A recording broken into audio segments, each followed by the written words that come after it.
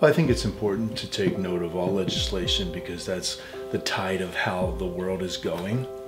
And that's the direction that people are going in. Like if you look across to Europe, the way that they view their pets and the kind of legislation which is common there, I think is realistic for us to think that it is the model for many who are bringing change now.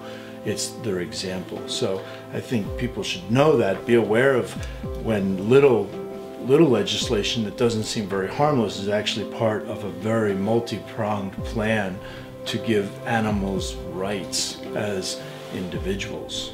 But in Switzerland, and I am sure that it's Swiss now, those dog owners would not be allowed to leave their dogs for more than 8 hours at a time without having someone come in who is certified to be able to somehow exercise or care for their dog. And they have to be able to show that they have done that as well.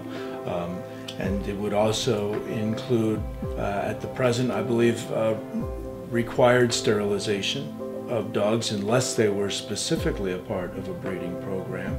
And then of course a whole new set of standards for those who would be a part of a breeding program. Ultimately, where these sound good, they drive away the access to ownership of good family pets that people are looking for, as well as the fact that often legislation focuses on horrible individual cases which are actually very much the exception and not the norm, because of the millions and millions of American citizens who own millions and millions of pets. They do so well every day, they're a part of their family, and then occasionally a horrible situation comes up. It does not describe the norm, and our laws should not be constructed for just simple outlying examples. They should be dealt with individually, but they don't have to make laws that make everyone out to be those kinds of dog owners. We had a state senator here at our home a year and a half ago on a visit. It was very genteel, it was enjoyable. And our state senator was telling us that when it comes to people who may be breeding well in show dogs or even in purebreds, or to be honest, anyone doing a very great job probably with a specific kind of breed, even if the intention is pets.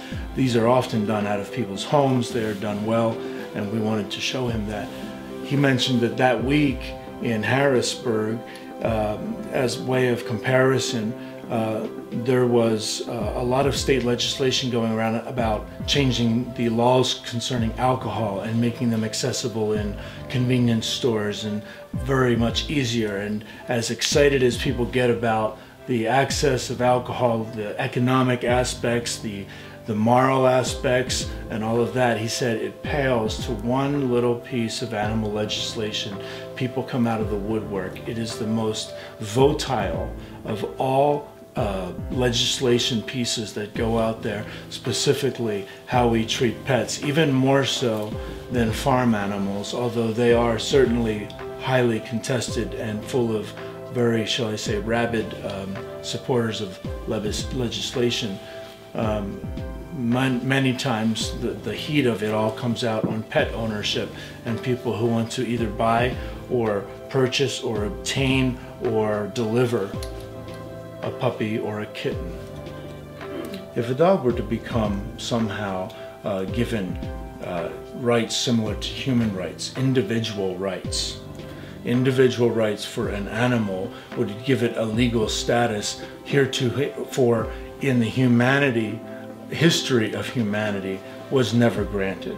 There was never countries, to my knowledge, that granted to animals specific rights. They may have cared for them, given them specific sanctions, but they did not get rights to have someone else come in and make sure that their basic needs were met, or that they had a right to certain benefits on a regular basis, in a legal edict that was laid out across a land. This never has happened in the history of mankind.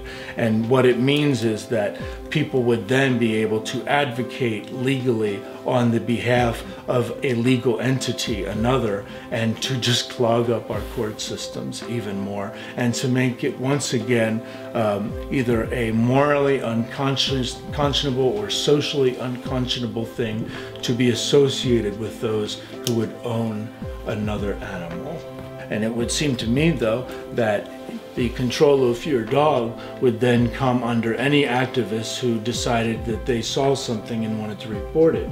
In most situations, even if in domestic code, if you're living in a house in town, there are certain ordinances. Those ordinances may be ignored. You can have trash on your front lawn. If no one complains, it's not a big deal. If you have a swing set that you set up without a permit, it's not really noticed until someone drives by and files a complaint. So whoever's filing complaints is who's going to end up with a lot of the control and power when dog law comes out, because we don't have enough government officials to visit every single house every year to make sure every dog is licensed, to make sure that every dog has gone to school. It's almost like parents with children and truancy. We don't have those resources on any federal, government, state, local level to ensure that. So who is going to file complaints? Activists. So it's going to put a lot of power into the hands of people who, driving down the road, think that maybe you're not treating your dog right. Maybe you put your dog out on an airplane cable in your backyard today. He says that your dog's tied out back by a tree. Maybe that's against the law now. So if people complain, they're going to be the ones who actually end up getting those laws enforced. And so I think it puts a lot of power into activists' hands. How will people get pets? If ultimately PETA and legislative groups like that were successful. As in many countries, business would just go underground.